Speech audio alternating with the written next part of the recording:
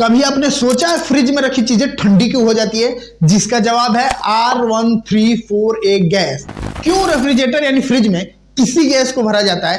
क्या होगा अगर हम इस गैस की जगह दूसरी गैस को भर दे तो?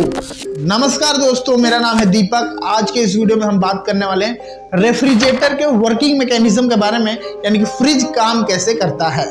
दोस्तों, हम शुरू से शुरू करते हैं। सबसे पहले चलते हैं इसके इतिहास में कि फ्रिज का आविष्कार किसने, कैसे और क्यों किया था। दोस्तों, ये बात है आज से लगभग 300 साल पहले। उस जमाने में फ्रिज या फ्रिज जैसा कोई भी उपकरण नहीं होता था जिससे चीजों को ठंडा कर सके।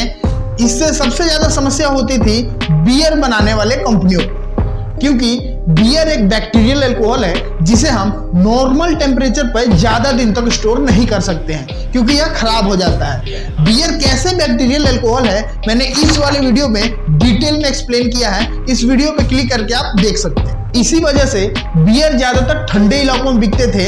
इसके बाद बियर कंपनियों ने धीरे धीरे मॉडिफाई किया।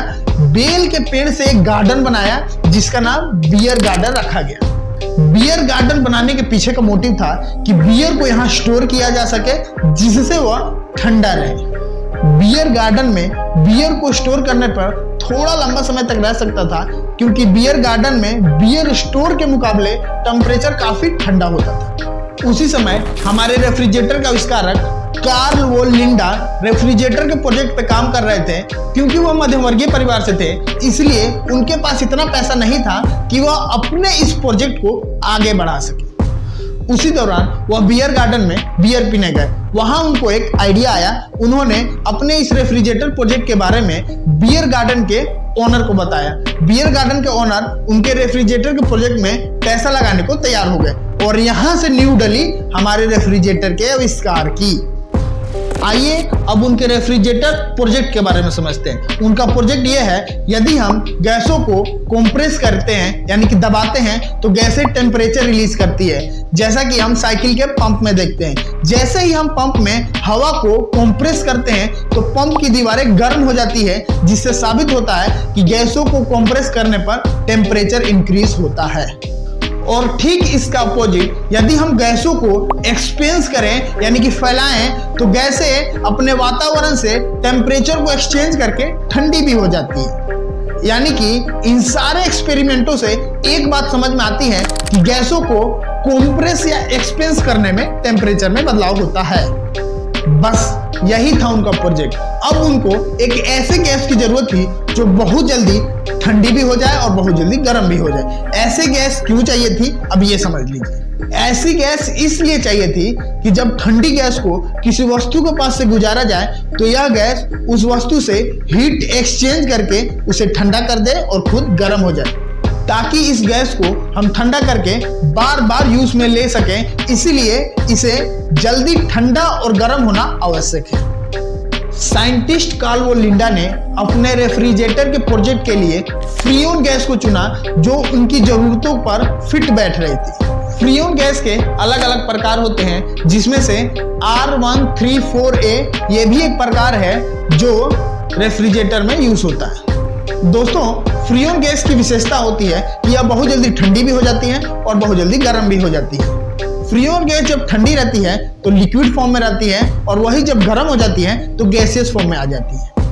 फ्रीऑन गैस का बॉइलिंग पॉइंट होता है -26 डिग्री सेल्सियस, यानी कि -26 डिग्री सेल्सियस से तापमान जितना कम होगा, यहाँ कम से मतलब है -30 डिग्री, -40 डिग्री, -50 डिग्री, तो यह गैस उतना ही जल्दी लिक्विड फॉर्म में बदल जाएगी। और टेम्परेचर -26 डिग्री सेल्सियस से जितना ऊपर जाएगा, यहाँ ऊपर का मतलब है -20 degree, -10 degree, 0 degree, +10 degree Celsius, तो वह गैसियस फॉर्म में रहेगी। इसे आप पानी से समझ सकते हैं। पानी को गर्म करने पर जब पानी का टेम्परेचर 100 डिग्री सेल्सियस पहुंच जाता है तब पानी भाप में बदलना चालू हो जाता है। यहाँ पानी का बॉइलिंग पॉइंट हो गया 100 डिग्री सेल्सियस, जबकि फ्रीऑन गैस -26 डिग्री सेल्सियस में ही भाप बनना चालू हो जाता है।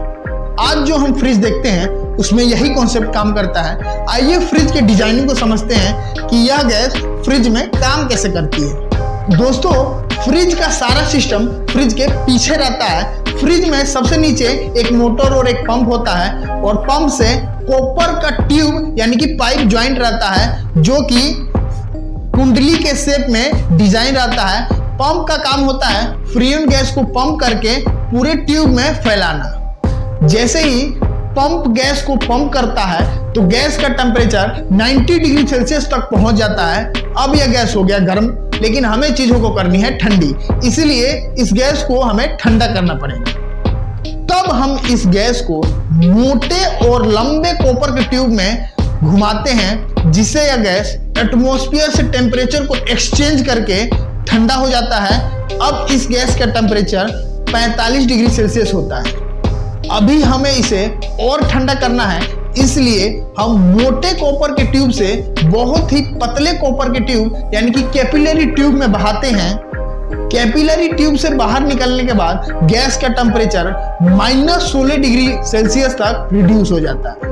अब इस गैस को स्ट्रेनर से फिल्टर करके इवेपोरेटर कॉइल में भेज दिया जाता है। दोस्तों, इवेपोरेटर कॉइल एक कॉपर का ट्यूब ही होता है। यही एक फ्रिज के अंदर होता है, बाकी का सब मैकेनिज्म फ्रिज के बाहर रहता है। इसे हम फ्रीजर भी कहते हैं, जिसमें बर्फ जमता है। जब फ्रीजन गैस इवेपोरेटर कॉइल में बहता है तो वह लिक्विड फॉर्म में होता है और बहुत ही ठंडा होता है, जिसके कारण यह फ्रिज में रखी वस्तुओं से हीट एक्सचेंज करने लगता है, जिससे फ्रिज में रखी वस्तु ठंडी हो जाती है और यह गैस गर्म होकर वेपर में बदल जाता है। इसके बाद फ्रीजन गैस इवेपोरेटर कॉइल से फिर से कंप्रेसर के पास पहुंचता है और यह साइकिल बार बार रिपीट होती है। यही कारण है कि फ्रिज में रखी चीजें ठंडी हो जाती है। अगर आपको वीडियो इंफॉर्मेटिव लगा हो तो हमें सब्सक्राइब कीजिए और आपको कौन से टॉपिक में वीडियो चाहिए प्लीज से कमेंट कीजिए।